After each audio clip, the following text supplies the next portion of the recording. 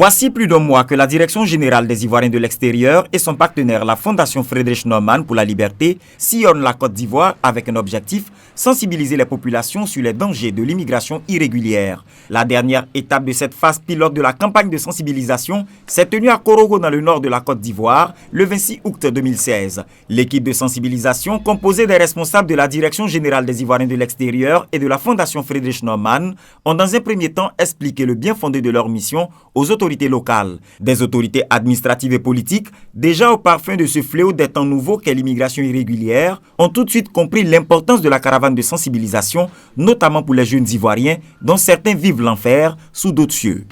D'abord, ma première impression, c'est un peu de la pitié, parce qu'on sentait sur leur visage qu'ils ont traversé des épreuves terribles et que, bien qu'ils soient arrivés à bon port, ils sont encore affectés par les événements qu'ils ont vécus. Ça a été ma première impression. Et puis je me suis demandé par la suite, est-ce que tous ces sacrifices étaient vraiment nécessaires?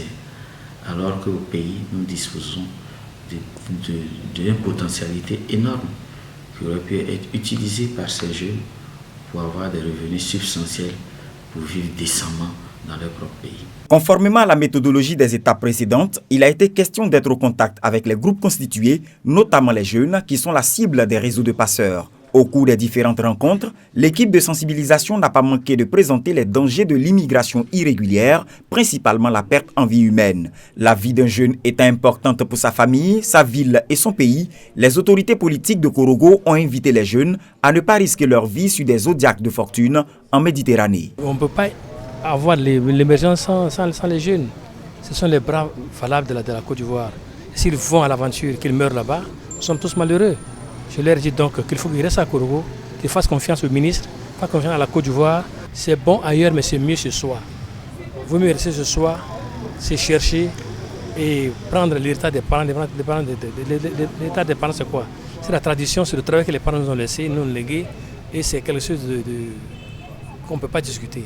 L'appel de la Direction générale des Ivoiriens de l'extérieur et de la Fondation Friedrich Naumann a été également bien accueilli par les populations, notamment les jeunes, qui ont fait des propositions pour accentuer la sensibilisation de proximité. Maintenant, ce que moi, personnellement, je voulais un peu ajouter, c'est au moins de s'approcher des transporteurs.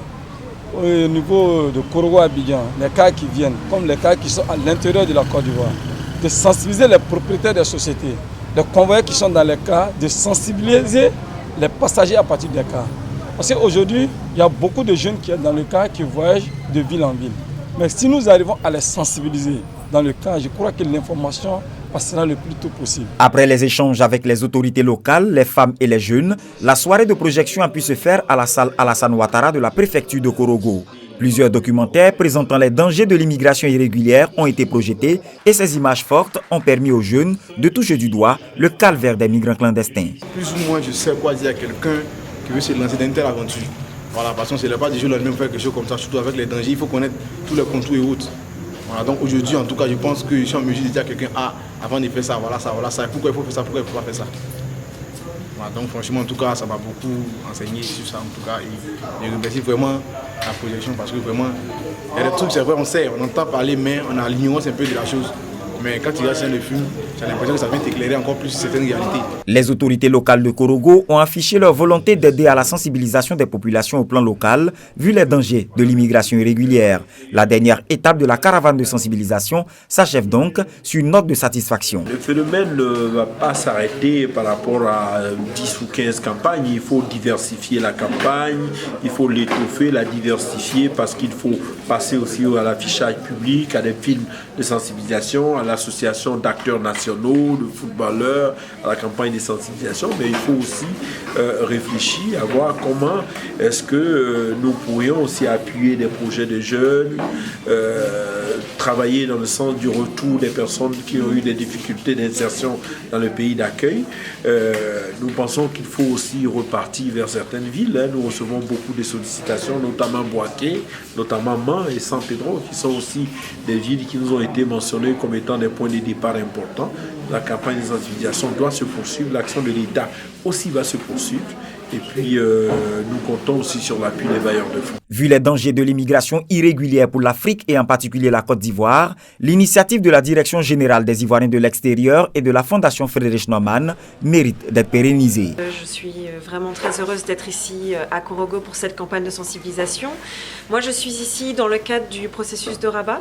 En fait, c'est le dialogue entre l'Europe et l'Afrique sur les questions de migration qui regroupe une 60aine de pays entre l'Europe et l'Afrique. Et nous avons des cadres politiques, le programme de Rome, nous avons aussi des plans d'action et c'est vrai que la question de la sensibilisation est vraiment primordiale. Il y a de nombreuses discussions sur cette question, il y a des projets qui se mettent en œuvre dans la région, donc c'est toujours très intéressant d'être ici, au cœur des campagnes de sensibilisation pour pouvoir ensuite discuter avec les pays et mettre en place des campagnes régionales ou des campagnes nationales. Les données concernant les arrivées à Lampedusa en Italie de migrants clandestins font état de 71 000 personnes sur la période de janvier à juin 2016. Sur ce chiffre, 4 970 sont des Ivoiriens, soit 7% des migrants clandestins. La Côte d'Ivoire passe de la 10e à la 4e place et cette triste promotion doit interpeller chaque Ivoirien.